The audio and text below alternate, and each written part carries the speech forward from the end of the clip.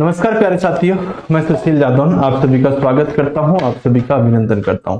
कैसे हैं आप सब लोग? बहुत अच्छे होंगे, जबरदस्त होंगे और शानदार होंगे। कैसी चल रही है साथियों आपकी तैयारी? एक बार जल्दी से स्पीड से बताइएगा। और फिर साथियों आपकी बेहतरीन सी खूबसूरत सी क्लास में आप सभी का अभिनंदन, सुस्वागतम, वेलकम है। तो जल्दी से आइएगा साथियों, एक बार स्पीड से आके सभी जुड़ जाइएगा। मैं अपनी क्लास को फिर शुरू करने के लिए जा रहा हूँ। चलिए, मेरी आवाज वगैरह सब कुछ आप तक पहुंच पा रही है? सब कुछ सही चल रहा है तो एक बार बता दीजिएगा। चलिए, good evening good evening good evening, बहुत सारा प्यार, बहुत सारा दुलार। ओके ओके ओके, नमस्ते नमस्ते। चलो भाई ठीक है, शुरू करते हैं। दोस्तों आपकी जो क्लास है वो आपकी क्लास आज कौन सी रहने वाली है? तो ये क्लास आपकी साथियों आज 38 नंबर की हम क्लास पर वार्ता करेंगे। और इस क्लास में साथियों हम बात करें तो इतिहास का आज बात करें साथियों मिडिवल हिस्ट्री का ये लगभग लास्ट क्लास रहेगा। ठीक है, तो हमारी जो क्लास है साथियों सुबह 9 बजे जो होती है वो आपकी रीजन की क्लास होती है और साइंस की क्लास सुबह 10 बजे होती है। साथियों शाम को 9 यानी कि इसी टाइम पर मैं आपके सामने आता हूँ जीके जीएस की क्लास को लेकर। और मैथ की क्लास जो होती है साथियों ये 10 बजे होती है। तो हमारी जो विराट बैच चल रहा है यूट्यूब पर फ्री, उसका टाइम टेबल है जो आपको अच्छी तरह से पता होना चाहिए। हमारा जो साथियों पीडीएफ जाता है वो साइंस मैग्नेट टेलीग्राम पर जाता है। तो साइंस मैग्नेट टेलीग्राम आपने ज्वाइन कर रखा होगा, वहां से आप बहुत अच्छे से चीजों को कवर करते हैं। चलो शुरू करते हैं। दोस्तों आप सबको अच्छी तरह से पता होगा कि हम पढ़ रहे थे मुगल। क्या पढ़ रहे थे? हम मुगल पढ़ रहे थे। मुगलों में साथियों हमने सबसे पहले बाबर पढ़ा था, बाबर, हुमायूं, अकबर। अकबर के बाद आपने जहांगीर देखा था, शाहजहां देखा था, और आज आप औरंगजेब के बारे में डिस्कस करोगे। बहुत अच्छे से आपको चीजें समझ में आई होंगी, आपको कोई दिक्कत समस्या नहीं रही होगी और चीजें साथियों आपको क्लियर भी होती चली गई होंगी। एक बात छोटी सी मेरे कहने से जरूर करिएगा और जो आपकी साथियों तैयारी में चार चांद लगा देगी कि जो भी मैं आपको टॉपिक पढ़ा रहा हूं आप उस टॉपिक के क्वेश्चन जरूर लगाना। इससे होगा क्या, आप बस दो चीजें करिएगा कि जैसे जो चीज मैं आपको पढ़ा रहा हूं उसको पढ़ते चलिएगा और जब मैं आपको क्लास को इससे पढ़ा के निकल जाया करूं तो एक बार उस चीज को आप रिवाइज करा करो बैठ के कि सर ने क्या पढ़ाया था, पीडीएफ से या जो आप नोट्स बना रहे हो उनसे, उससे आप रिवाइज किया करो। जब आप रिवाइज कर लिया करो फिर आप कोई भी बुक उठाओ, उसी टॉपिक के साथ क्वेश्चन लगाओ। ठीक है, आपको तैयारी इसी तरह से करनी पड़ेगी हर सब्जेक्ट के अंदर, चाहे आप मैथ पढ़ रहे हैं, चाहे रीजनिंग पढ़ रहे हैं, चाहे आप जीके का कोई भी सब्जेक्ट पढ़ रहे हैं। अगर आप इसी तरह से तैयारी करोगे तभी आपकी तैयारी हो पाएगी। इससे दो फायदा मिलते हैं। एक तो साथियों जब आप क्वेश्चन लगा रहे होते हो तो जो चीज मैंने आपको समझाई, जो आपके नोट्स में लिखी हुई है, हो सकता है वो आपको बहुत अच्छे से समझ में आ जाए उस टाइम पे जब आप रिविजन कर रहे हो, मुझसे पढ़ रहे हो। लेकिन जब आप क्वेश्चन लगाओगे ना तो आपको एग्जाम जैसी फीलिंग आ रही होगी और आपका माइंड जो है साथियों वो अपना प्रेशर बनाएगा कि भाई मैं इस क्वेश्चन का आंसर क्या करूंगा। ठीक है, तो इसलिए आप क्या करेंगे कि साथियों आप क्वेश्चन जरूर लगाएंगे और क्वेश्चन से क्या होगा, एक तो रिवीजन अच्छे से होकर एग्जाम जैसी फीलिंग आएगी। तीसरे साथियों आपको यह भी पता होना चाहिए कि आपको यह भी पता चलता चलेगा कि जो मैं पढ़ रहा हूं उससे क्वेश्चन फंस रहे हैं कि नहीं फंस रहे। और इसके भी अलावा अगर मैं कहूं तो आप ये समझिएगा कि साथियों आपको कुछ क्वेश्चन नहीं भी मिलेंगे। ठीक है, तो इससे क्या होता है कि हमारी कंप्लीट तैयारी हो पाती है। चलो शुरू करते हैं। दोस्तों किसी बच्चे को यहां तक तो कोई समस्या नहीं आनी चाहिए कि हमने जो आपको पढ़ाया था, एक ट्रिक मैंने आपको बताई होगी, वो ट्रिक आप सबको अच्छी तरह से पता होगी कि मुगल शासकों के साथियों जो शासन करने का क्रम है वो क्या रहता है। तो मैंने आपसे एक ट्रिक बताई थी, वो ट्रिक क्या है एक बार बताना। BHAJI, इससे क्या कहते हैं? भाजी सब्जी। जैसे आप भाजी सब्जी लिखते हो ना, SAB, बाकी लिखने की जरूरत नहीं पड़ती, बाकी भाजी सब्जी मास्सा मैंने ट्रिक आपको बता रखी है। दोस्तों बी से क्या हमने पढ़ा था? तो मुगल बादशाहों का सबसे पहला शासक और मुगल वंश का संस्थापक B4 क्या बनता है? बाबर बनता है। दोस्तों H4 क्या बनता है? H4 आपका हुमायूं बनता है। मतलब आप ये कह सकते हैं कि बाबर का पुत्र का क्या नाम है? तो आप हुमायूं कहेंगे। ए से आपका जो हमने शासक पढ़ा था वो अकबर पढ़ा था और अकबर पर आपने बहुत गहनता से डिस्कस करके चर्चा करके आगे बढ़े थे। अकबर के बेटे का नाम साथियों जहांगीर हुआ करता था, जो मैं आपको पढ़ा चुका हूं। जहांगीर के बेटे का नाम क्या हुआ करता था? दोस्तों शाहजहां हुआ करता था। ये वो हैं साथियों जो राजा बने हैं, जो बादशाह बने हैं ना, वो हैं। ऐसे तो आप देखेंगे कि औरंगजेब के और भी पुत्र हुआ करते थे, लेकिन हमें तो बादशाह देखे हैं ना। दोस्तों ए से क्या बनता है? आपका औरंगजेब बनता है, जिससे साथियों हम आज पढ़ने वाले हैं। और ये जो साथियों बी है ये बहादुर शाह बनता है, लेकिन उतना आपको अभी नहीं जानना, आप भाजी सब्जी तक ही आप यहीं तक करेंगे। तो दोस्तों पहला तो कि यहां से क्वेश्चन बनता है, ये मुगल बादशाह है। और ये जो मुगल बादशाह हैं, ये आपसे हमेशा साथियों क्वेश्चन जब आएगा तो इनका पिता या इसके बाद कौन शासक बना, या कई बार साथियों आपको कॉन्सेप्ट याद करने में ये मदद करेंगे। मैंने आपको बताया होगा कि 1526 के समय पर, कब के समय पर दोस्तों, 1526 का वह समय होता है जब 1526 के समय पर बाबर ने भारत पर अटैक किया था। क्या ये बात मैंने आपको बताई थी? और 1526 में कौन सा युद्ध लड़ा था? पानीपत का युद्ध। हालांकि सत्यो पानीपत का, खानवा का, चंदेरी का, घांगरा का, ये सभी युद्ध बाबर के ही द्वारा लड़े गए थे। और अभी आप करंटली सत्यो एक चीज देख रहे होंगे कि राणा सांगा पर लेकर एक टिप्पणी की गई और उसमें लेकर सत्यो बहुत विरोध हो रहा था। क्या आपसे अगर कोई ये बात पूछे कि राणा सांगा को किसने बुलाया, तो क्या आप अगर आपसे पूछे कि बाबर को किसने बुलाया, तो क्या आप बता पाओगे कि आखिरकार बाबर को बुलाने में राणा सांगा का कितना और क्या योगदान है, या दौलत खां और आलम खां का क्या साथियों आपका योगदान रहने वाला है? तो हम जो आपको पढ़ाते हैं उस नॉलेज से साथियों ना केवल आप एग्जाम क्लियर कर सकते हो, बल्कि साथियों आप सामान्य तौर पर आज की नॉलेज भी आप गेन कर सकते हो, आप बता सकते हो कि एक्चुअल कंडीशन में क्या हुआ था। और बेहतरीन तरीके से मैंने, और देखो अच्छी बात क्या थी कि जब मैं आपको बाबर पढ़ा रहा था तो मैंने आपसे बताया था कि इब्राहिम लोदी के चाचा और एक सूबेदार साथियों दौलत खां और आलम खां हैं, जो बाबर को इनवाइट किए थे। और जब बाबर को इनवाइट किए थे तो बाबर 12,000 की सेना लेके आया था, तो डर गया था इब्राहिम लोदी की सेना से। और फिर उसने क्या कहा कि भाई आप राणा सांगा से क्या मांग लो, राणा सांगा से मदद मांग लो। तो कहा जाता है कि राणा सांगा ने मदद करने के लिए कह दिया था।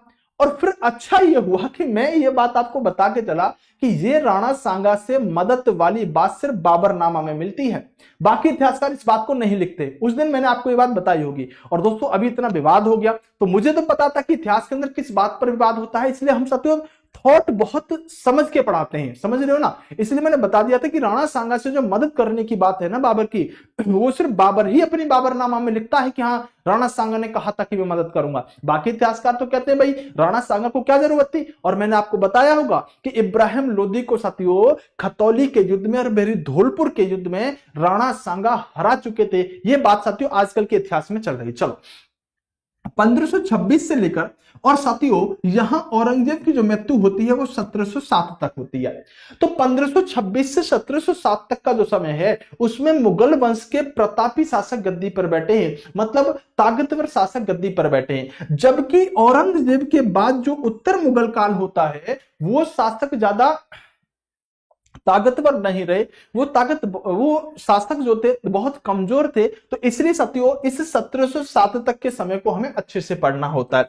बहरहाल मैं आपको औरंगजेब की तरफ लेके चलता हूं, चलिएगा शुरू करते हैं। आओ दोस्तों, आज थोड़ा सा हमने अभी हाल फिलहाल में अपने टाइपिस्ट से टाइप करवाया था, थोड़े से नई टाइपिस्ट है, थोड़ा माफ कर दीजिएगा उनको उन्होंने एक दो गलती कर रखी थी, वैसे तो मैंने सुधार लिया, पर फिर भी एक बार आप देख लीजिएगा, कहीं कहीं हो सकता है कि कुछ मिस्टेक एरर कर दिया हो लिखने में, ठीक है।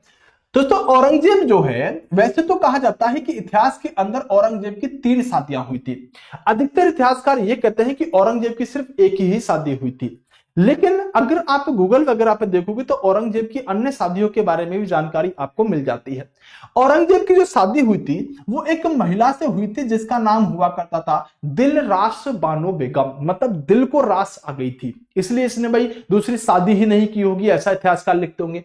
तो दिलरास बानो बेगम ये औरंगजेब की पत्नी हुआ करती थी। और औरंगजेब जो है साथियों ये आपका 1658 से लेकर और 1707 तक शासन करने का काम करता है। वैसे इसका जन्म 1618 में हुआ है।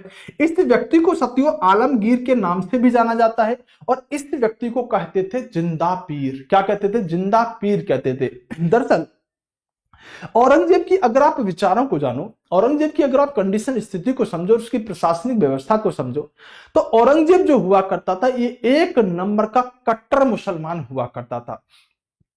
औरंगजेब एक नंबर का कट्टर मुसलमान हुआ करता था। ये हिंदुओं का सत्य क्या करता था? कटाक्ष करता था, हिंदुओं का शोषण करता था, और मुसलमानों को सत्य क्या देता था? बढ़ावा देने का काम करते थे। इसलिए इस व्यक्ति को जिंदा पीर कह दिया गया। ये औरंगजेब जो हुआ करता था, इसके बारे में मैं आपको बताना चाहूंगा कि पहली बात तो इसका संबंध जो है वो सुन्नी से हुआ करता था। जो औरंगजेब है ये सबसे सुन्नी मुसलमान हुआ करता था। मैंने आपको बताया होगा हुमायूं के समय में कि शिया और सुन्नी दो तरह के मुसलमान होते हैं। तो औरंगजेब तो जो था ये सुन्नी मुसलमान हुआ करता था। और इस व्यक्ति का राज्य अभिषेक जो हुआ है वो 2 बार हुआ है। पहली बार इसका राज्य अभिषेक जो होता है वो साथियों आगरा के अंदर होता है, और दूसरी बार इसका राज्य अभिषेक जो होता है वो दिल्ली के अंदर होता है। दरअसल जब औरंगजेब के पिता शाहजहां जिंदा हुआ करते थे तो इनका एक बड़ा बेटा था, मतलब औरंगजेब का एक बड़ा भाई था। इस औरंगजेब को साथियों दक्षिण का सूबेदार नियुक्त कर रखा था। कहां का क्षेत्र दे रखा था? इसको दक्षिण का गवर्नर नियुक्त कर रखा था। दक्षिण भारत के क्षेत्र में इस व्यक्ति को बागडोर दे रखी थी। जबकि साथियों जो औरंगजेब के पिता हैं यानी कि जो शाहजहां है, ये शाहजहां साथियों अगर आप देखोगे तो शाहजहां का जो बड़ा बेटा है ना उसका नाम है दोस्तों दारा शिकोह। क्या नाम है? इस व्यक्ति का नाम था दारा शिकोह। तो वास्तव में तो राजा बनना चाहिए था दारा शिकोह, और दावेदार भी था दारा शिकोह, और एक अच्छा व्यक्ति भी माना जाता है दारा शिकोह। लेकिन औरंगजेब जो है ये क्या करता है दोस्तों, राजा बनने की तमन्ना खुद की रखता है कि मैं राजा बनूंगा, मैं दिल्ली की गद्दी पर बैठूंगा। इसलिए साथियों समय का इंतजार करता है और समय मिलते ही साथियों ये दारा शिकोह को मार देता है। ना केवल औरंगजेब ने अपने बड़े भाई दारा शिकोह को मारा था, बल्कि साथियों इसने मुराद बख्श और शाह सुजा को भी ठिकाने लगा दिया था। यानी औरंगजेब के 4 भाई थे, एक खुद औरंगजेब, एक शाहजहां, एक शाह सुजा, एक साथियों दारा शिकोह और एक मुराद बख्श। तो औरंगजेब ने क्या किया था कि जो अपना बड़ा भाई था, जो शाहजहां का बड़ा बेटा था, उसको तो मारा ही मारा था, बाकी के साथियों 2 भाइयों को और मार दिया था। तो कह सकते हैं कि औरंगजेब जो था ये अपने सभी भाइयों को मारने के बाद गद्दी पर बैठा था, क्योंकि अगर ये ना मारता तो वास्तविक हकदार गद्दी का कौन था? वास्तविक हकदार दोस्तों दारा शिकोह हुआ करता था। तो मैंने आपको कल बताया होगा कि इसके 14 भाई बहन थे, 7 मर गए थे, 7 जिंदे बचे थे। 7 में से जो साथियों जिंदे थे उनमें 3 बहनें थी और 4 भाई थे। तो आप ये कह सकते हैं कि 3 बहनों को छोड़ दें तो अकेला औरंगजेब बचा है, बाकी सब इसके साथियों भाई बहन जो थे वो ठिकाने लग चुके थे। दोस्तों औरंगजेब जो था इसका राज्याभिषेक 2 बार हुआ, और साथ के साथ मैंने आपको यह भी बताया होगा कि एक राजा और है मुगल बादशाहों में जिसका राज्य अभिषेक 2 बार हुआ, और इसका नाम क्या है? इसका नाम अकबर होता है। लेकिन आपको गौर फरमाना है और ध्यान देना है कि औरंगजेब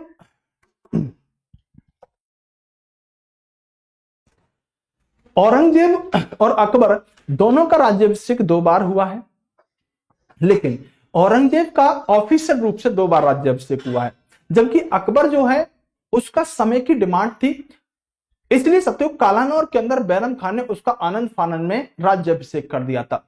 लेकिन औरंगजेब वास्तविक रूप में पहले तो आगरा में अपना राज्याभिषेक करवाता है और फिर दिल्ली के अंदर इसने राज्याभिषेक करवाया है। तो कभी ऐसा क्वेश्चन अगर पूछा जाए, ऐसा प्रश्न अगर आपसे कभी बने कि किस मुगल बादशाह का राज्य अभिषेक 2 बार हुआ है, आप कहेंगे दोस्तों अकबर और औरंगजेब का राज्याभिषेक 2 बार हुआ है। लेकिन अगर ऑप्शन में कभी दोनों ही मिल जाएं कि किसका राज्याभिषेक मुगल बादशाहों में 2 बार हुआ, और ऑप्शन में अकबर भी है और ऑप्शन में औरंगजेब भी है, तब आप औरंगजेब को ही आंसर लगाएंगे। अगर सर सिर्फ अकबर मिला तो अकबर लगा देंगे, अगर सिर्फ औरंगजेब मिला तो फिर औरंगजेब लगा देंगे। लेकिन दोनों मिलने पर प्राथमिकता आप किसे देंगे? प्राथमिकता साथियों आप औरंगजेब को दे रहे होंगे।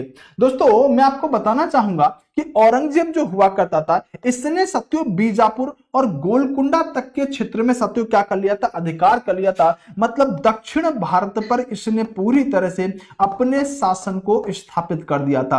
और दोस्तों अगर ये गोलकुंडा और बीजापुर को भी जीत लेता है तो ये एक बहुत बड़ी बात हुआ करती थी, क्योंकि आपको बताना चाहता हूं कि अगर हम ये देखें कि मुगल बादशाहों में सबसे बड़ा साम्राज्य किसका था, तो मैंने आपसे कल कहा था कि अगर हम समय के आधार पर देखें, अगर हम सत्य टाइम टेलीनॉर के आधार पर देखें, अगर हम देखें कि वर्षों में किसने ज्यादा शासन किया है, तो अकबर ने ज्यादा वर्षों तक शासन किया है। वैसे तो हम देखें तो दोनों ने 49 साल कुछ महीने शासन किया है, लेकिन अकबर का महीनों में साथियों ज्यादा बड़ा साम्राज्य हमें देखने के लिए मिलता है। अकबर का समय के आधार पर बड़ा साम्राज्य रहा है, मतलब ज्यादा शासन किया है, और औरंगजेब ने सतलुज क्षेत्र के आधार पर बड़ा साम्राज्य स्थापित किया था। देखो, अगर हम अकबर की बात करें तो ऐसे समझो जैसे अकबर के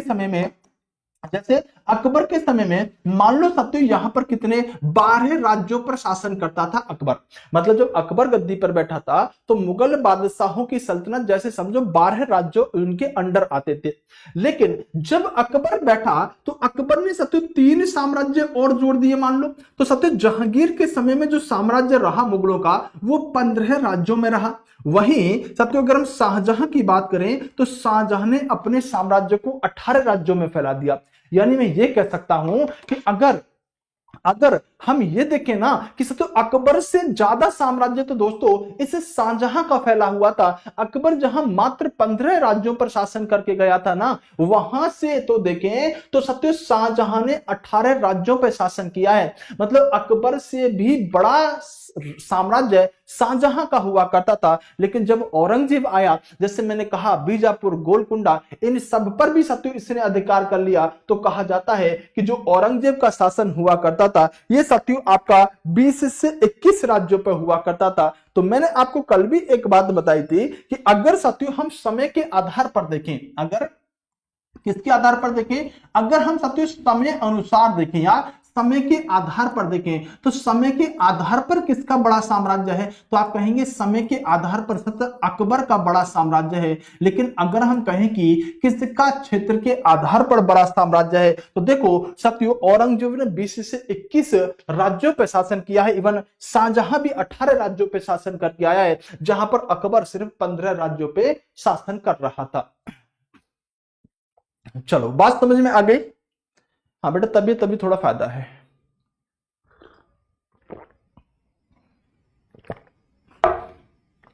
समझ में आ गई। चलो अगर हम आगे बात करते हैं तो ये व्यक्ति एक ऐसा व्यक्ति रहा है औरंगजेब जो बहुत बड़ा कट्टर मुसलमान रहा है। और कट्टर मुसलमान इतना हुआ करता था जिसका कोई जवाब नहीं है दोस्तों।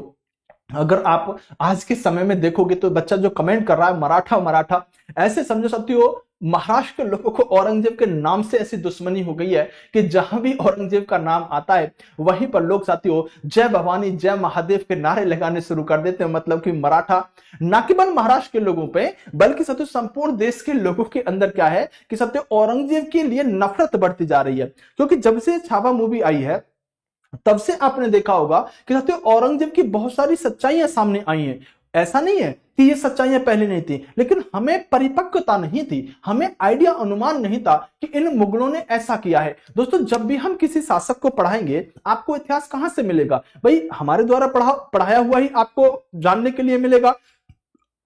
और हम क्या पढ़ाएंगे जो आपके एग्जाम में आएगा। तो बहुत सारी ऐसी यातनाएं देश के लोगों ने सही थी इन मुगलों के सामने जो आपके एग्जाम के लिए इंपोर्टेंट नहीं है, इसलिए हम उसे नहीं पढ़ाते। लेकिन दोस्तों इन लोगों ने जिस तरह से शासन किया था ना, जिस तरह से भारत के अंदर नरसंहार मचाया था ना, आप एक बात बताओ भाई, भारत तो हमारा था। देखो अंग्रेजों ने भारत को लूटा, इन्होंने भी भारत को लूटने का काम किया। बस इन्होंने भारत में रहकर उस पैसे को भारत में ही यूज किया, लेकिन अंग्रेज उसको ब्रिटेन भेज दिया करते थे। आपको बताना चाहूंगा इन लोगों के बारे में, ये तो पॉइंट क्लियर हुआ अकबर ने बड़े समय तक शासन किया था। दोस्तों 1669 की बात हुआ करती थी जब इस व्यक्ति ने एक फरमान जारी कर दिया। इस व्यक्ति ने साथियों क्या निकाल दिया, एक ऑर्डर निकाल दिया कि हिंदुओं के जो मंदिर हैं उन मंदिरों को तोड़ दिया जाए, उनके अंदर जो मूर्तियां रखी हैं उन मूर्तियों को खंडित कर दिया जाए। ये एक साथियों मुगल बादशाहों में किसी व्यक्ति ने नहीं किया था। ये सिर्फ और सिर्फ कौन कर रहा था, ये औरंगजेब कर रहा था। हिंदू मंदिरों को तुड़वाना, हिंदुओं के देवी देवताओं की मूर्तियों को तुड़वाना। जबकि साथियों अकबर आपने देखा होगा,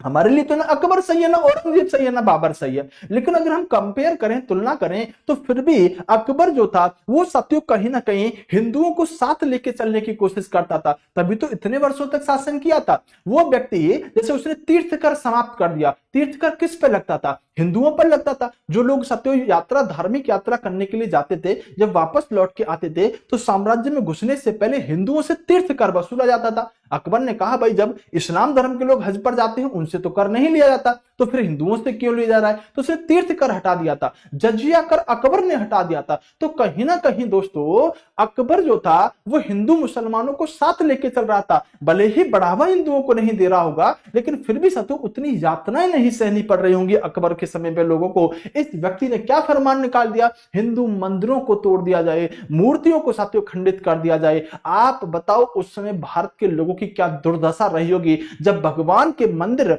उनके सामने तोड़े जा रहे हो और वो कुछ ना कर पा रहे हो, मूर्तियां सत्यो गिरा के तोड़ी जा रही हो और हिंदू कुछ ना कर पा रहे हो। दोस्तों ना केवल हिंदू की बात है, ये भारत के लोगों की आस्था की बात है। भारत के लोग हर धर्म को बराबर वरीयता देते हैं, चाहे वो मस्जिद हो, चाहे वो मंदिर हो, चाहे वो गिरजाघर हो, लेकिन हम किसी के धर्म को साथियों इस तरह से आहत करें ये हमारे संस्कारों में तो नहीं आता। लेकिन औरंगजेब कर रहा है, वो मंदिरों को तोड़ रहा है। इस व्यक्ति ने क्या किया? इस व्यक्ति ने हिंदुओं के फेस्टिवल हुआ करते थे, बोले होली दीपावली नहीं मनाई जाएगी, क्योंकि जानता था कि भाई जरूरत क्या है। दोस्तों आपको बताना चाहता हूं कि ये व्यक्ति जो हुआ करता था, ये व्यक्ति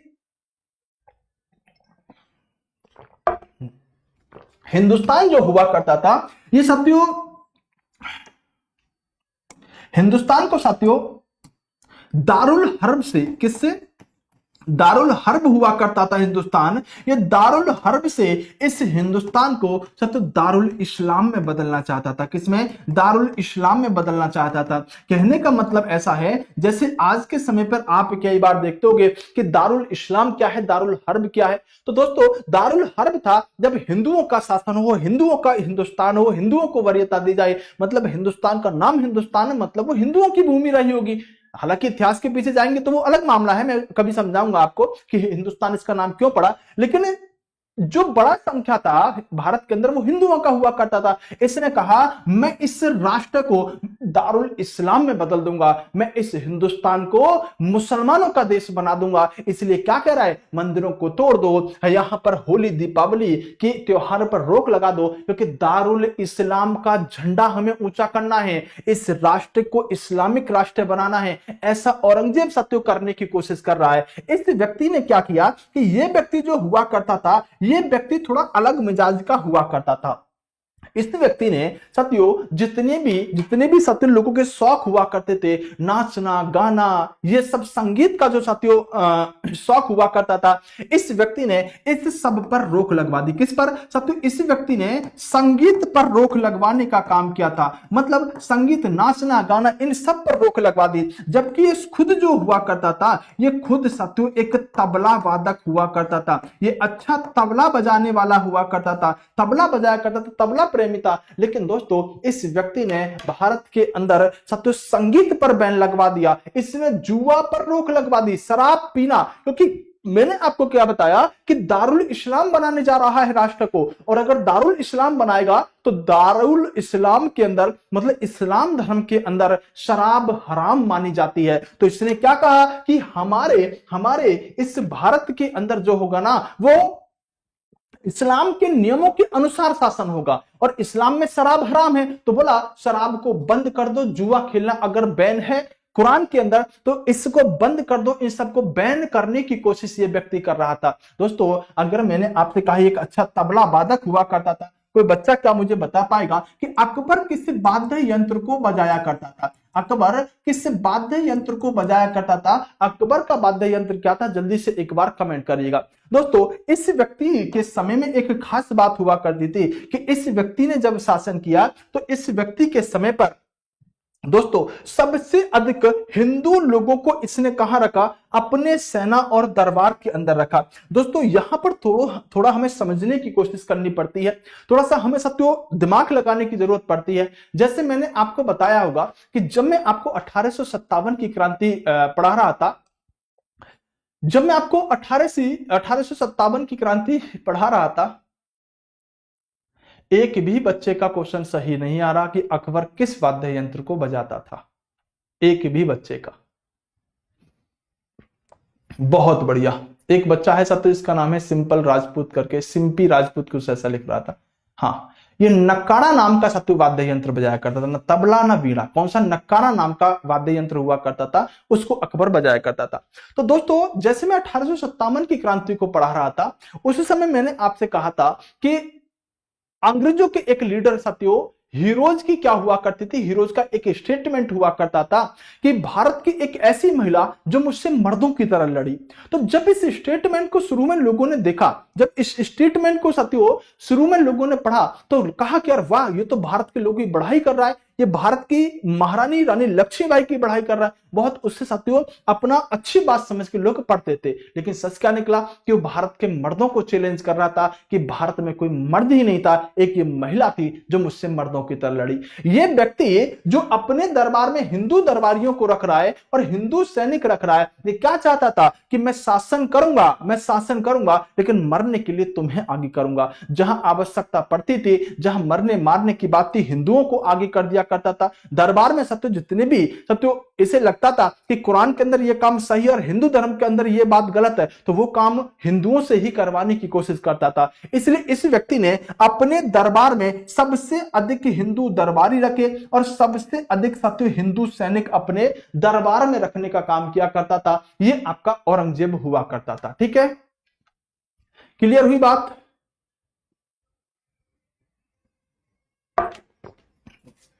औरंगजेब सत्यो तबला और वीणा दोनों ही लिख लीजिएगा, तबला और वीणा दोनों ही ये वादक हुआ करता था। तबला भी बजाता था और वीणा वादक भी अच्छा हुआ करता था। तबला और वीणा दोनों का ही शौकीन हुआ करता था। बात समझ में आ गई? बोले सर बिल्कुल आ गई। दोस्तों इसी के समय की बात हुआ करती थी। हालांकि हम बात करें कि औरंगजेब के समय, आपने साथियों जाना होगा वीर शिवाजी के बारे में। क्या था? वीर शिवाजी के बारे में जाना होगा। तो एक तरफ औरंगजेब पूरे राष्ट्र को इस्लामिक कंट्री बनाना चाहता था, पूरे भारत पर सत्य इस्लाम का ध्वज पताका फहराना चाहता था, और एक तरफ मराठा वीर शिवाजी जो इस राष्ट्र को हिंदू राष्ट्र बनाने की कसम खा चुके थे। वीर शिवाजी जो बहुत छोटे कद के हुआ करते थे और दोस्तों लड़ने में, मरने मारने में ये बहुत आगे हुआ करते थे। इनकी युद्ध की जो कौशलता हुआ करती थी वो कभी औरंगजेब को समझ में नहीं आई थी। हालांकि दोस्तों आपको बताना चाहूंगा कि शिवाजी का दमन करने के लिए सत्य शाइस्ता खां को भेजा जाता है, और फिर 1665 के समय पर, हालांकि सत्य शाइस्ता खां कुछ नहीं कर पाता। शाइस्ता खां के साथ आपने जाना होगा शिवाजी की स्टोरी किस तरह से रही है, वो हम मराठों में अच्छी तरह से पढ़ेंगे। तो शिवाजी के दमन के लिए शाइस्ता खां को भेजा जाता है, और 1665 के समय में दोस्तों पुरंदर की संधि कर दी जाती है, जो जयसिंह और शिवाजी के बीच में हुई है। ये बहुत इंपॉर्टेंट होती है कि पुरंदर की संधि कब हुई। जो साथियों एक तरफ जयसिंह कर रहा है जो औरंगजेब की तरफ से, दूसरा शिवाजी साथियों पुरंदर की संधि के अंदर शामिल हो रहे हैं। दोस्तों शिवाजी की बात करें तो शिवाजी कोई छोटे मोटे साथियों भारत के लीडर नहीं थे। शिवाजी जो है वो साथियों 1664 में और 1670 में 2 साल साथियों इस सूरत को लूटने का काम कर चुके थे। शिवाजी का फंडा सीधा था कि हम अपने साम्राज्य पर कायम रहेंगे, अगर हमारे साम्राज्य की तरफ कोई भी देखेगा तो हम उसे जिंदा नहीं छोड़ेंगे। मराठा साम्राज्य बेटा मैं पढ़ाऊंगा, टेंशन मत लो। अभी यहां पर थोड़ा सा शिवाजी का रोल है औरंगजेब के साथ, तो वो हमें कवर करना पड़ता है। तो साथियों शिवाजी ने 1664 और 1670 में 2 बार अंग्रेजों की फैक्ट्रियों को, सूरत को लूटने का काम किया था, और 1666 वह समय हुआ करता था जब दोस्तों शिवाजी को गिरफ्तार कर लिया जाता है आगरा के अंदर। आगरा के अंदर साथियों कहा जाता है कि औरंगजेब धोखे से बुलाता है शिवाजी को, और जब धोखे से बुलाता है तो यहां पर साथियों गद्दारी करके शिवाजी को गिरफ्तार कर लेता है। हालांकि साथियों जो शिवाजी हैं ये साथियों निकलने में यहां पर कामयाब होते हैं, और निकलने के बाद फिर दुगनी रफ्तार के साथ इस औरंगजेब का दमन करना शुरू करते हैं। 1666 के समय पर शिवाजी साथियों इसकी गिरफ्त से फरार हो गए थे, यानी कि साथियों जेल से भाग गए थे। कहा जाता है कि उसमें औरंगजेब की जो बहन हुआ करती थी वो शिवाजी की उसने मदद करने का काम किया था। साथियों आप ध्यान रखना कि 1674 की बात हुआ करती थी जब शिवाजी का राज्य अभिषेक हुआ। दोस्तों very very most important question, इस पर तुम जितने चाहो स्टार लगा लेना। पता है इस प्रश्न की खास बात क्या है? मैंने आपसे कहा कि शिवाजी ने 1664 और 1670 में 2 बार सूरत को लूटा, और शिवाजी राज्याभिषेक कब करवा रहे हैं? 1674 में। यह प्रश्न साथियों एसएससी का, रेलवे का फेवरेट है। पता है क्यों? इसके पीछे का कारण यह है कि बच्चा सोचता है कि शिवाजी का राज्याभिषेक जो हो रहा होगा वो लगभग 1660 के आसपास हो रहा होगा, क्योंकि उन्होंने वारदातें करनी शुरू कर दी हैं। लेकिन पता है शिवाजी जो है, शिवाजी का राज्याभिषेक जो हो रहा है वो साथियों 1674 में हो रहा है। और शिवाजी इस राज्य अभिषेक के ज्यादा दिन नहीं, मात्र 6 साल तक और जीवित रहते हैं और फिर सत्य शिवाजी की मृत्यु हो जाती है। और जब इनका राज्याभिषेक हुआ तो सत्य इन्होंने छत्रपति की उपाधि धारण करी थी। अगर मैं इनको शिवाजी बोल रहा हूं तो मुझे माफ करिएगा दोस्तों, ये वीर छत्रपति शिवाजी महाराज हुआ करते थे। इनके नाम के साथ सत्य वीर छत्रपति शिवाजी महाराज जोड़ा जाता है। और ये मराठाओं की शान नहीं, ये पूरे देश की शान हुआ करते थे। इनके ही बेटे का नाम हुआ करता था संभाजी। जब शिवाजी की सत्य मृत्यु हो जाती है तो शिवाजी की मृत्यु होने के बाद गद्दी पर बैठते हैं संभाजी। और संभाजी जो हुआ करते थे दोस्तों, शिवाजी तो जब मैं आपको पढ़ाऊंगा तो आप शिवाजी के रण कौशल को समझ जाओगे, लेकिन सत्य जितना शिवाजी ने परेशान किया था औरंगजेब को, उतना ही इनके पुत्र संभाजी ने सत्य क्या किया था, परेशान करने का काम किया था। और जो छावा मूवी अभी आपने आई है, छावा का अर्थ होता है शेर का बच्चा। छावा का मतलब क्या होता है, शेर का बच्चा। तो जो छावा नाम रखा गया है संभाजी का, वो शेर का बच्चा, मतलब शिवाजी का बेटा शेर का बच्चा। इस तरह से सत्य उनका नाम लिखा गया है। एक बच्चा लिख रहा है सर प्लीज शिवाजी महाराज बोलिए। बेटा बोल दिया बेटा, टेंशन ना लो, हमने खुद बोल दिया, हमने उस गलती को स्वीकार कर लिया।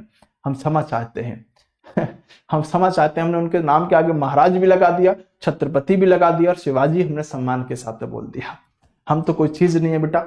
ये एक बार कौन बनेगा करोड़पति में अमिताभ बच्चन ने शिवाजी के नाम के सामने शिवाजी बोल दिया था, छत्रपति शिवाजी महाराज नहीं लगाया था। चैनल से माफी मंगवा दी थी मराठाओं ने, चैनल से माफी मंगवा दी थी। सोचो, तो ये कोई छोटी चीज नहीं हुआ करते थे। लोगों के दिल में इनके लिए बहुत सम्मान है। देश का कोई भी सत्य क्रांतिकारी व्यक्ति रहा हो, जिसने देश के लिए लड़ाई लड़ी हो, देश को बचाने की, उसकी आन बान शान के लिए अपनी जान कुर्बान कर दी हो, वो सम्माननीय है। चाहे वो राणा सांगा रहे हो, चाहे सत्यवीर शिवाजी रहे हो, चाहे पृथ्वीराज चौहान रहे हो, चाहे महाराणा प्रताप रहे हो, ये सब हमारे श्रद्धेय होने चाहिए। अभी आपने देखा होगा कि कहीं राज्यसभा के अंदर किसी ने कुछ बयान दे दिया, उसका बहुत भयंकर विरोध हुआ। तो दरअसल ये सब देश के अंदर साथ जो हमारे महान योद्धा रहे हैं ना, जिन्होंने देश के लिए लड़ाई लड़ी है, चाहे वो किसी जाति का हो, किसी धर्म का हो, किसी से संबंध रखता हो, उसका सम्मान देश के अंदर होना चाहिए। अन्यथा फिर बेटा उनकी कुर्बानी का मतलब क्या बनता है। बहरहाल हम आगे चलेंगे। दोस्तों मैंने आपसे कहा था कि अगर कभी ऐसा पूछ लिया जाए कि जो दिल्ली की सत्य मोती मस्जिद, दरअसल आपको पता होना चाहिए कि मोती मस्जिद सत्य कई सारी है। मोती मस्जिद भारत के अंदर भी, दिल्ली में भी मोती मस्जिद है, आगरा में मोती मस्जिद है, लाहौर में भी मोती मस्जिद है। तो कई सारी मोती मस्जिद है। जो आगरा में मोती मस्जिद है वो मैंने आपको लिखा दी थी, किसने बनवाई है एक बार जल्दी से कमेंट करो। लेकिन दिल्ली की जो मोती मस्जिद है इसको किसने बनवाया, तो आप लिखेंगे इसको साथियों औरंगजेब के द्वारा बनवाया गया था। किसके द्वारा? औरंगजेब के द्वारा इस मोती मस्जिद का निर्माण करवाया गया था। और यह क्वेश्चन साथियों कई बार आपसे पूछा जा चुका है, इसके लिए आप तैयार रहिएगा। दोस्तों आपको पता होगा कि जो ताजमहल का निर्माण हुआ है, जहां ईसा खां और लाहौरी के द्वारा जो ताजमहल बनाया गया है, वेरी जेनेरियो एक इटली से डिजाइनर बुलाया था जिसने ताजमहल का निर्माण किया। तो ताजमहल किसने बनवाया था? शाहजहां के द्वारा ताजमहल बनवाया गया था। ये औरंगजेब जो था ना, ये थोड़ा अपने आप में एक सनकी टाइप का व्यक्ति था। इसने कहा, जब इसने देखा कि दुनिया की नायाब चीज बनाई गई है ताजमहल, प्यार की निशानी मुमताज यानी कि अर्जुमंद बानो बेगम के मकबरे के रूप में साथियों इस ताजमहल को देखा जाता है, तो औरंगजेब ने कहा हम दूसरा ताजमहल बनवाएंगे। क्या कहा? हम दूसरा ताजमहल बनवाएंगे। जो मैंने आपसे शुरू में बताया कि औरंगजेब की एक पत्नी हुआ करती थी जिसका नाम था साथियों दिलरास बानो बेगम। क्या नाम था? दिलरास बानो बेगम। इस दिलरास बानो बेगम की साथियों क्या हो जाती है? दिलरास बानो बेगम की साथियों मृत्यु हो जाती है। तो दिलरास बानो बेगम की मृत्यु के बाद औरंगजेब साथियों उसका मकबरा बनवाना शुरू करता है। सर इसका मकबरा है कहां पर? तो इसका मकबरा जो है वो महाराष्ट्र के अंदर है। और महाराष्ट्र के अंदर भी कहां पर साथियों? तो औरंगाबाद के अंदर। कहां पर? ये साथियों जो औरंगाबाद पड़ता है, ये औरंगाबाद कहां पर है? तो औरंगाबाद साथियों ये महाराष्ट्र के अंदर है। कहां पर है? महाराष्ट्र के अंदर पड़ता है। तो और महाराष्ट्र के औरंगाबाद में इस व्यक्ति ने सत्य मकबरा बनवाना शुरू किया, जिसको आप बीबी का मकबरा कहते हो। देखो जो आगरा के अंदर ताजमहल है उसका नाम ताजमहल है, सिंपल। इसे कहा जाता है बीबी का मकबरा। तो बीबी का मकबरा किसके लिए बनवाया? तो आप क्या कहोगे, जो इसकी बीबी या पत्नी हुआ करती थी, जिसका नाम था रबिया उद दौरानी। क्या नाम था? रबिया उद दौरानी जो थी, ये सत्यो इसकी पत्नी थी, और इसी की याद में इसने क्या बनवाया था, इस औरंगाबाद में इसका मकबरा बनवाया। और इसका नाम क्या पड़ा? इसका नाम पड़ा दोस्तों बीबी का मकबरा। इतनी बात समझ में आ गई? बोले सर आ गई। अब सुनो प्रश्न क्या बनेगा।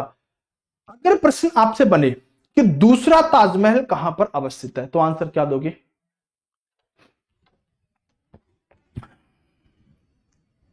अगर आपसे पूछा जाए दूसरा ताजमहल कहां अवस्थित है, तो आपका आंसर आना चाहिए औरंगाबाद, महाराष्ट्र। क्यों? क्योंकि इसी को दूसरा ताजमहल कहा जाता है। क्या कहा जाता है? इसी को दूसरा ताजमहल कहा जाता है। अब दूसरा क्वेश्चन, यहां से कई क्वेश्चन निकलेंगे, ध्यान से सुनना। दूसरा क्वेश्चन है, दक्षिण भारत का ताजमहल किसे कहा जाता है? दूसरा क्वेश्चन क्या है? दक्षिण भारत का ताजमहल। क्या कहेंगे? दक्षिण भारत का या दक्षिण का ताजमहल। तो दक्षिण का ताजमहल या दक्षिण भारत का ताजमहल किसे कहा जाता है? तो आप क्या कहेंगे? बीबी का मकबरा ही दक्षिण भारत का ताजमहल है। बात समझ में आ गई? बोले सर बिल्कुल समझ में आ गई। तीसरा क्वेश्चन और संभालो। तीसरा एक और क्वेश्चन होगा, ताजमहल की फूहड़ नकल किसे कहा जाता है? समझ गए ना? Copy, photo copy, two copy, है ना? तो ताजमहल की फूहड़ नकल किसे कहा जाता है? तो यही होगा बीबी का मकबरा। तो क्या कहेंगे दोस्तों, इसे आप चाहे तो बीबी का मकबरा कहो, चाहे आप इसे रबिया उद दौरानी का मकबरा कहो, चाहे आप इसे दक्षिण भारत का ताजमहल कहो, चाहे आप इसे दूसरा ताजमहल कहो, चाहे आप इसे ताजमहल की फूहड़ नकल कहो, ये सब आंसर साथियों आपका क्या जाएगा? इस मकबरे को ही लेके जाएगा, जो औरंगजेब के द्वारा दोस्तों औरंगाबाद, महाराष्ट्र में बनवाया गया। कोई दिक्कत नहीं है ना? कोई समस्या नहीं। अब सुनो ध्यान से मेरी बात को। सर ये बीबी का मकबरा जो है, ये किसने बनवाया? ये बहुत इंपॉर्टेंट क्वेश्चन बन जाता है। ये क्वेश्चन है जो एसएससी ने जैसे ही पूछा सीजीएल के अंदर, तो क्वेश्चन मतलब टीचरों को अपना पढ़ाने का तरीका बदलना पड़ गया। कैसे? सुनो दोस्तों, ये क्वेश्चन है आई थिंक 2020 के आसपास का क्वेश्चन है।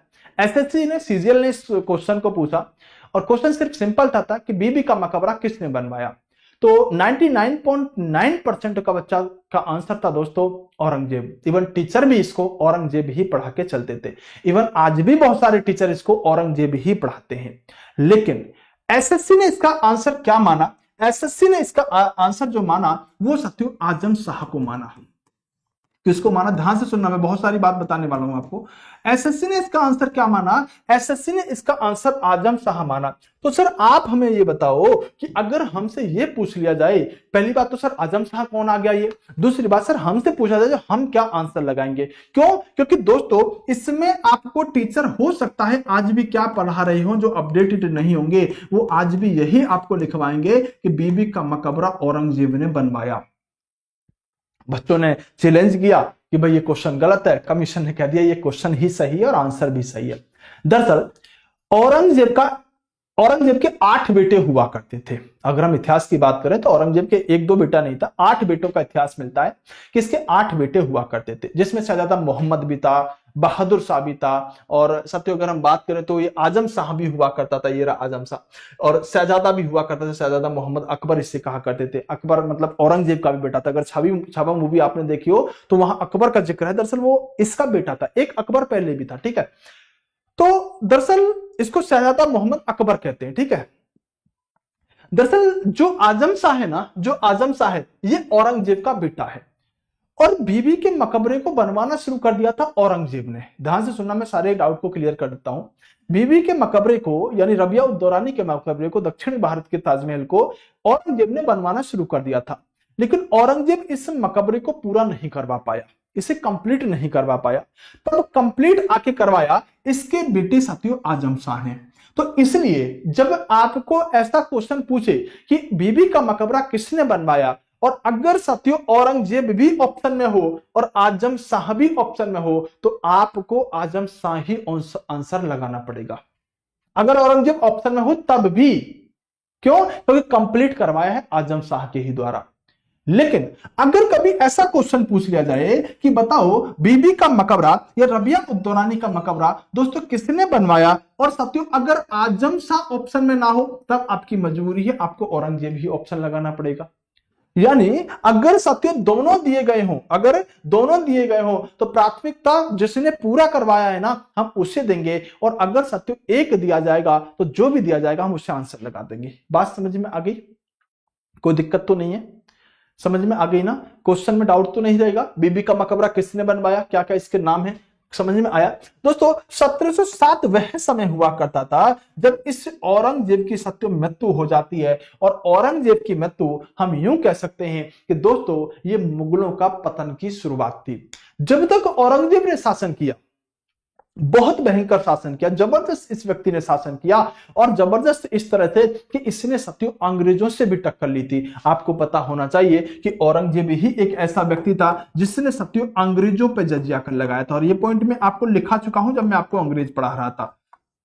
क्या कराया था इसने? सत्यो औरंगजेब ने क्या किया था, इसने सत्यो अंग्रेजों पर जजिया कर लगाया था। जजिया अगर अंग्रेजों से किसी ने लिया है तो वो सिर्फ मुगलों में एक हुआ करता था, औरंगजेब। दोस्तों इस व्यक्ति के द्वारा 9वें गुरु हुआ करते थे तेग बहादुर सिखों के, और सिखों के 9वें गुरु तेग बहादुर की इसने सत्यो हत्या करवा दी थी। आप जल्दी से कमेंट में लिखो कि सिखों के 5वें गुरु अर्जुन देव की हत्या किसने करवाई थी। दोस्तों ये दो ही क्वेश्चन आपसे पूछे जाएंगे। सिखों के 2 गुरु एक ऐसे हैं जो मुगलों ने मरवाए थे, एक थे 5वें गुरु जिनका नाम था अर्जुन देव, और दोस्तों एक हैं आपके तेग बहादुर 9वें गुरु, इनको भी सत्य औरंगजेब के ही द्वारा मरवा दिया गया था। तो 5वें गुरु किसने मरवाए मैंने आपको पढ़ाया है, जल्दी से एक बार कमेंट कर दीजिएगा। और औरंगजेब सत्य इतना कट्टर व्यक्ति हो चुका था कि इस व्यक्ति ने जो अकबर के द्वारा सत्यो जजिया कर हटा दिया गया था, मैंने पढ़ाया होगा ना कि अकबर ने सत्य बहुत सारे कर हटाए थे, जजिया कर भी जिसमें से एक हुआ करता था।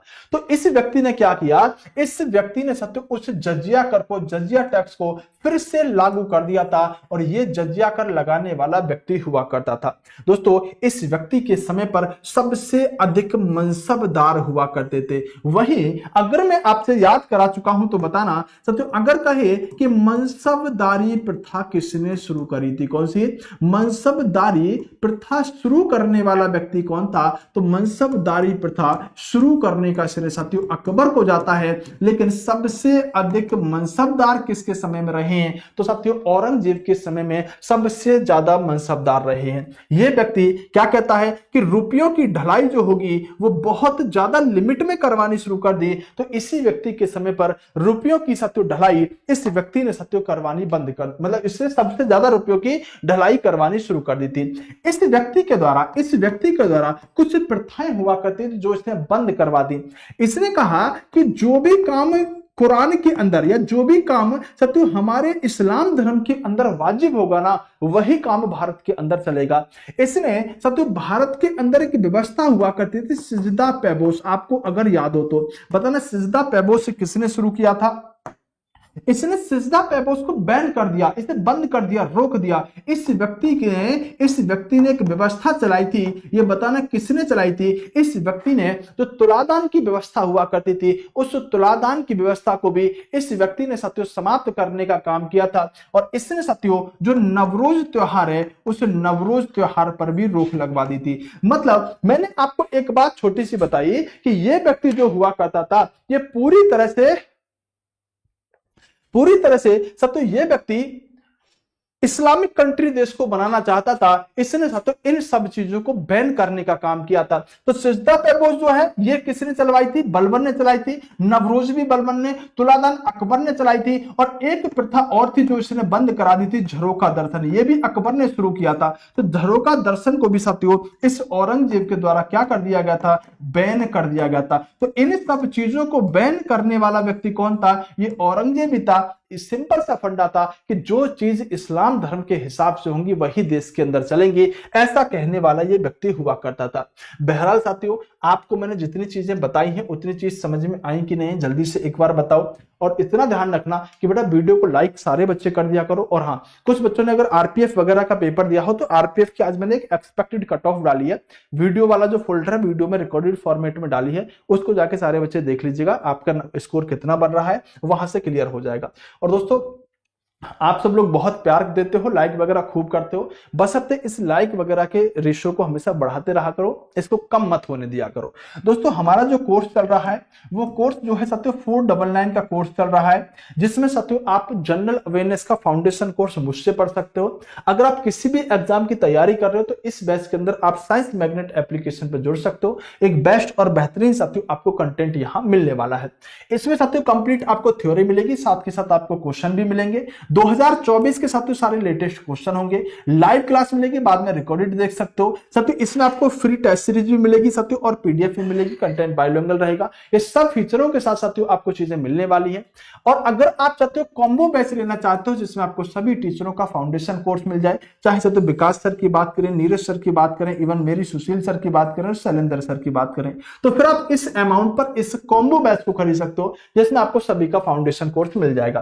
कैसे लेंगे? तो साइंस मैग्नेट एप्लीकेशन डाउनलोड करेंगे, कोर्स वाले फोल्डर में जाएंगे और यहीं पर आपको साथियों निर्माण बैच के नाम से जनरल अवेयरनेस का फाउंडेशन कोर्स दिख जाएगा 2025 वाला।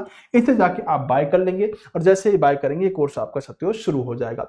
इस सब के लिए साथियों आप सबका थैंक यू। आप सब लोग चैनल को सब्सक्राइब जल्दी से फटाफट से कर दीजिएगा, वीडियो को लाइक कर दीजिएगा, क्लास कैसी लगी आप बताइएगा। और साथियों अगर हम बात करें तो हमारा मिडिवल हिस्ट्री लगभग कंप्लीट हो चुका है। अगली क्लास में हो सकता है हम एंशिएंट हिस्ट्री के साथ आपसे मुलाकात करें। अगर कुछ बचता है तो आप मुझे बताइएगा, कमेंट करिएगा, साथियों उसके बाद चीजों को लेके चलेंगे। अब आप भर दोगे कमेंट है ना, सर ये रह गया वो रह गया, तो वो बेटा फिर हम क्वेश्चन फॉर्मेट में भी कुछ चीजें कवर कराएंगे, तो लोड लेने की जरूरत नहीं है। ठीक है।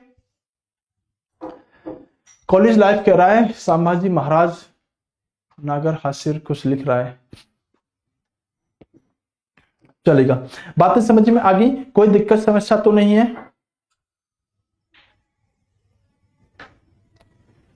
हाँ तो ठीक है, मिलते हैं आपसे अगली क्लास में। तब तक के लिए best of luck, bye bye, take care, love you to all. ख्याल रखिएगा, आजाद रहिएगा और आबाद रहिएगा।